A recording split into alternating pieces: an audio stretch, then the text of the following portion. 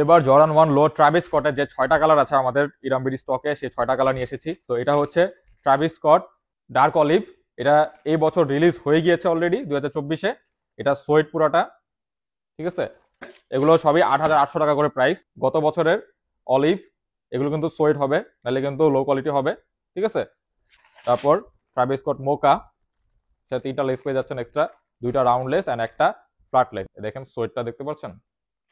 এরপর হচ্ছে রিভার্স মোকা, কোয়ালিটি বুঝতে হবে, ইরামবিডি মানে বেস্ট কোয়ালিটি, সবার ক্রাশ এই প্রোডাক্টটা, অনেক ফেভারিট। আনবক্স করে দেখা, এটা হচ্ছে ফ্র্যাগমেন্ট।